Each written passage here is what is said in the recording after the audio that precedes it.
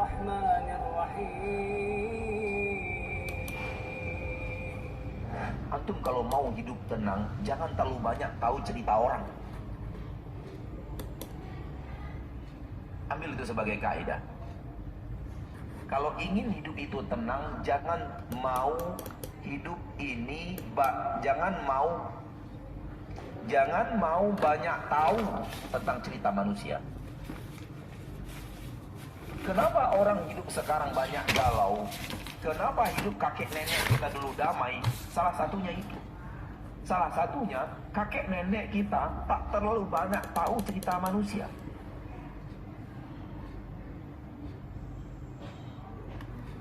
Mereka sibuk dengan sawah ladang, mereka sibuk dengan peternakan, mereka sibuk dengan urusan mereka di kampung mereka. Ada anak, istri, keluarga, habis sampai di situ. Apa yang terjadi di kota sebelah mereka tidak tahu. Apa yang terjadi di pulau seberang mereka tidak tahu. Karena radio saja susah, apalagi TV tidak ada waktu itu. Sehingga hidup mereka hanya sekitar kampung informasinya. Apalagi subuh sudah keluar rumah, pergi ke masjid, pulang dari masjid makan pisang goreng plus ketan, tambah teh manis atau kopi. Setelah itu berangkat ke sawah bekerja atau ke ladang bekerja, makan di ladang, sholat di ladang, balik-balik asar. Kemudian pergi sholat zuhur. Setelah pulang dari sholat zuhur, di sanalah bercengkrama keluarga sampai dekat waktu maghrib.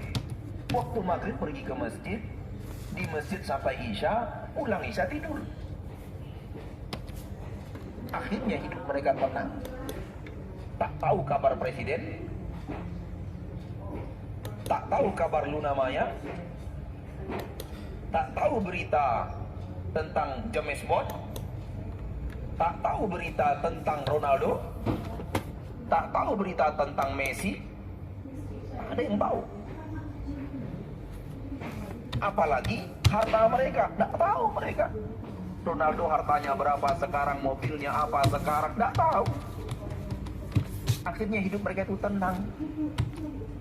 Tahunya pergi sholat, pulang makan ketan goreng pisang, pergi ke sawah, ke ladang, pulang sholat zuhur, sholat asar, bercengkrama dengan keluarga, pergi sholat maghrib sampai isya di masjid baca Quran, pulang tidur. Itulah tahunya mereka. Akhirnya hidup mereka damai. Karena kita terlalu banyak tahu kabar manusia, maka kita semakin tak damai. Bagaimana caranya supaya damai? Mulai potong-potong tuh kabar manusia. Potong-potong. Buang dulu kabar manusia penuh maksiat, namanya selebriti. Buang dulu. Ini kabar manusia penuh maksiat, tak perlu kita tahu apa yang terjadi pada mereka. Mau cerai, mau gadai, mau dipenjara, dia mau berurusan dengan polisi, mau mengadu ini, mengadu itu, mau dizolimi, mau menuntut, mau somasi, jangan mau tahu dengan kabar mereka. Ini manusia-manusia penuh dosa dan maksiat, nggak ada artinya kita tahu pekerjaan mereka. Ini bercerai, ini kawin cerai, ini nikah lagi, ini selingkuh, jangan mau tahu, biarkan mereka dengan kehidupan mereka. Tak ada gunanya. Orang-orang seperti itu tidak pernah berharga dalam hidup kita, dan tak pernah memberikan satu manfaat dalam hidup kita. Untuk apa kita tahu berita mereka? Kalau itu sudah kita lakukan, itu sudah belasan acara televisi tak bisa lagi kita tonton.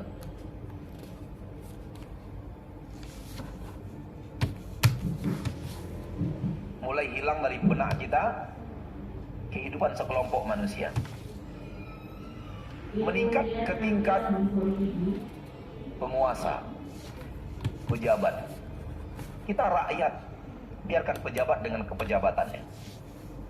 Biarkan mereka dengan urusan mereka.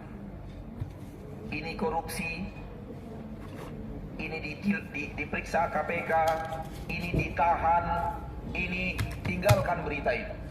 Itu kita nggak ada manfaatnya, kita orang biasa. Lain kalau Anda mau dilantik jadi wali kota, itu perlu tahu siapa-siapa yang ada di sana, siapa-siapa yang akan perlu tahu, karena Anda akan memimpin manusia. Adapun kalau Anda hanya orang yang bekerja, pagi ini buka toko sampai sore, habis itu lanjut sampai malam, pulang lagi, besok buka toko lagi, untuk apa tahu berita semua itu?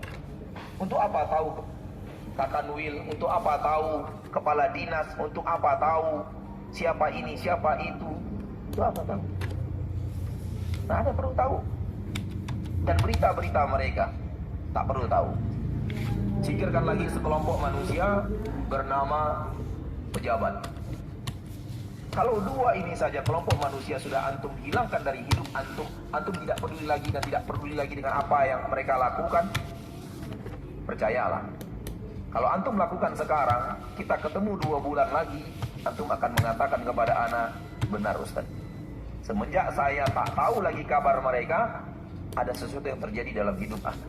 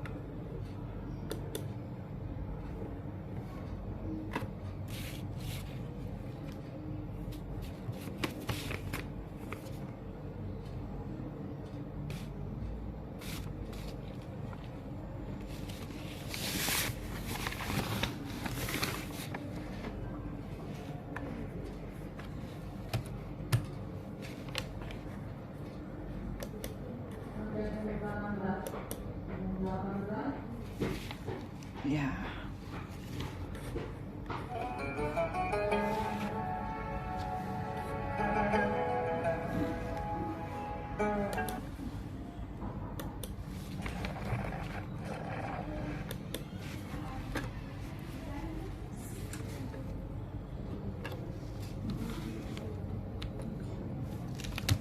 Bismillahirrahmanirrahim. Assalamualaikum warahmatullahi wabarakatuh.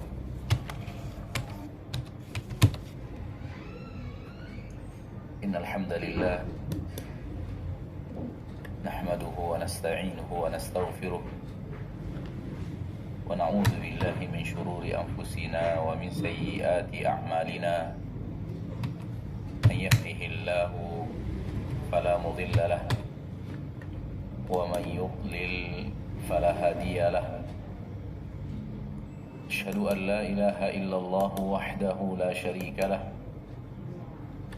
وأشهد أن محمدا عبده ورسوله صلى الله عليه وعلى آله وأصحابه ومن تبعهم بإحسان إلى يوم الدين وسلم تسليما كثيرا.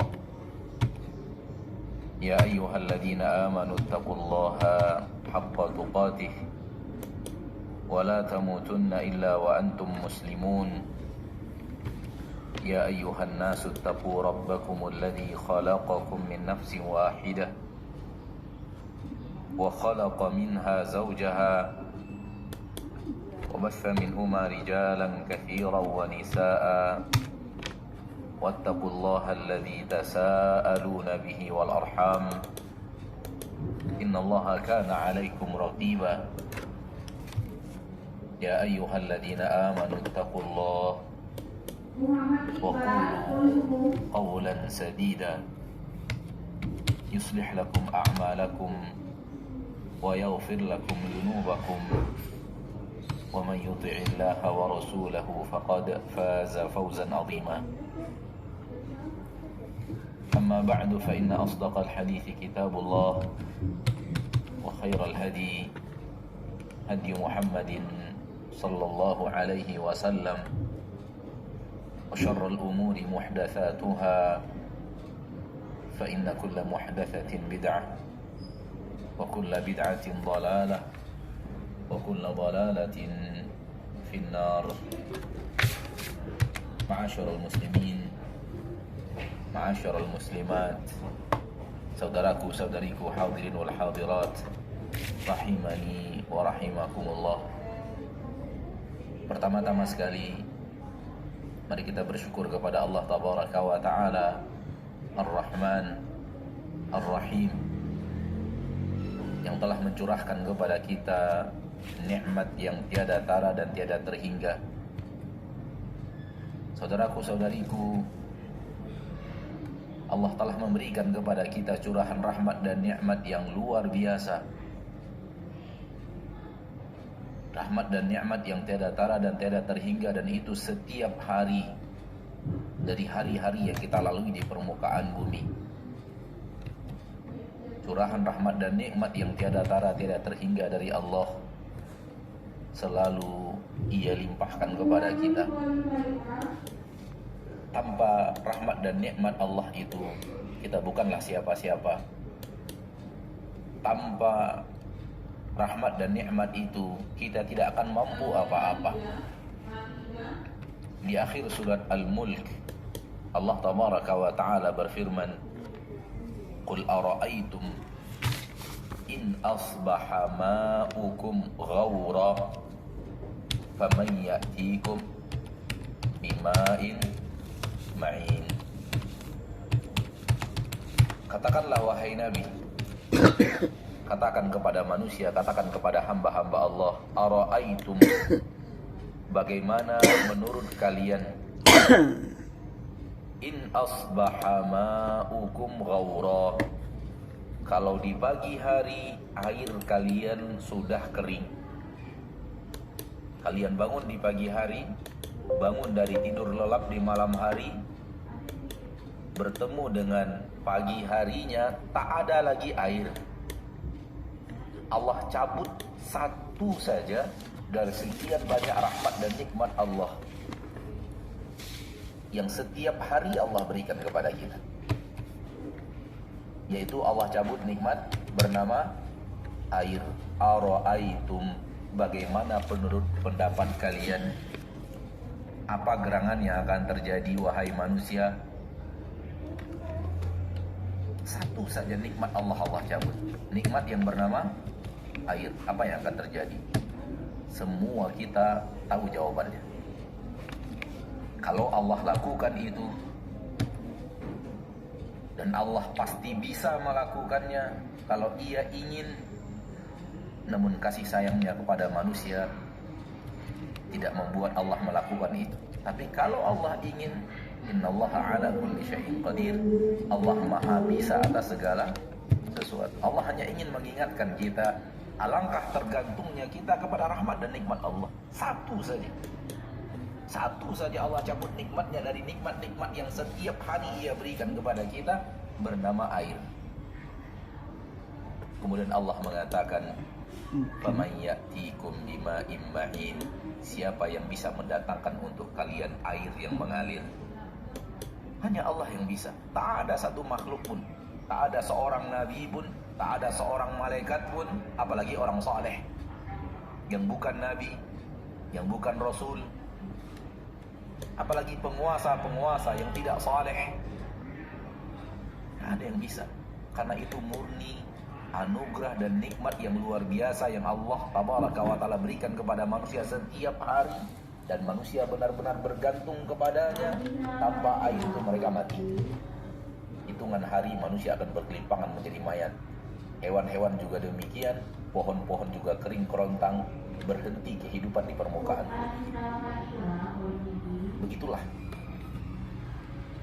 ketergantungan kita yang sangat dahsyat kepada rahmat dan nikmat Allah. Satu saja Allah cabut. Dan yang seperti ini banyak, yang kalau Allah cabut dari manusia, berhenti hidup manusia itu. Oleh karena itu kewajiban kita adalah senantiasa pandai melihat rahmat dan nikmat yang Allah berikan kepada kita untuk kita syukuri. Salawat dan salam kepada Nabi kita tercinta, Rasul kita yang mulia, suri tauladan kita Nabi Muhammad bin Abdullah sallallahu alaihi wasallam. Seorang manusia yang telah berjuang luar biasa untuk menyampaikan risalah Allah kepada manusia. Dan ia dengan izin Allah berhasil menegakkan risalah Allah, sehingga risalah Allah itu diwarisi dari generasi ke generasi hingga sampai ke generasi kita. Dan tidak akan mungkin siapapun yang belajar agama Allah, tidak akan mungkin dia terlepas dari jasa besar Rasul kita tercinta Muhammad sallallahu alaihi wasallam. Demikian juga para sahabatnya, demikian juga para ulama yang telah menyampaikan risalah Allah tabaraka wa taala kepada kita dengan izin Allah subhanahu wa taala. Maka manusia paling berjasa dalam hidup kita adalah Nabi kita Muhammad sallallahu alaihi wasallam. Karenanya perintah Rasul sallallahu alaihi wasallam dengan perintah siapapun kalau bertabrakan, Allah perintahkan kita untuk memenangkan perintah Rasul. Larangan Rasul dengan larangan siapapun manusia di permukaan bumi kalau bertabrakan, disuruh kita untuk mendahulukan larangan Rasul dibanding larangan manusia itu, siapapun dia selain Rasul. Kenapa? Karena Rasulullah manusia paling berjasa dalam hidup kita, memperkenalkan kepada kita jalan menuju ridho Allah, jalan menuju surga Allah, jalan menuju kebaikan di dunia dan kebaikan di akhirat.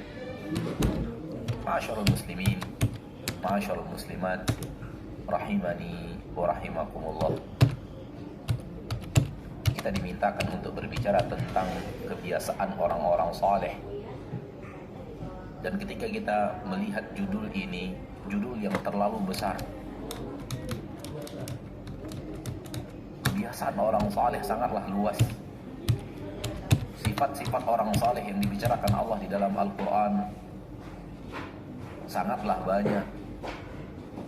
Oleh karena itu, pada kesempatan yang berbahagia ini, izinkan kita tidak melanjutkan sesuai dengan tema itu, namun kita fokuskan orang saleh dengan perbaikan hati mereka. Orang saleh dengan menjaga dan memperbaiki hati mereka bi'iznillahi azza wa jalla. Kenapa? Karena kalau kita bicara kebiasaan orang saleh secara umum, terlalu banyak yang harus kita bicarakan. Di dalam Al-Quran Allah bicara banyak sekali tentang sifat-sifat yang Allah cintai, dan semua sifat yang Allah cintai itu adalah sifatnya orang saleh. Terkadang dikumpul dalam beberapa ayat sekaligus, seperti yang ada di awal surat Al-Mu'minun, seperti yang ada dalam surat Al-Furqan, seperti yang ada di dalam surat Al-Ma'arij, seperti yang ada di dalam surat Al-Dhariyat. Beberapa kumpulan ayat Allah tabaraka wa ta'ala berbicara tentang sifat-sifat yang Allah tabaraka wa ta'ala cintai dari hamba-hambanya. Dan terlalu banyak sekiranya itu yang akan menjadi bahasan. Oleh karena itu kita persempit kebiasaan orang saleh di dalam menata hati mereka. Semoga bahasan ini lebih mengurus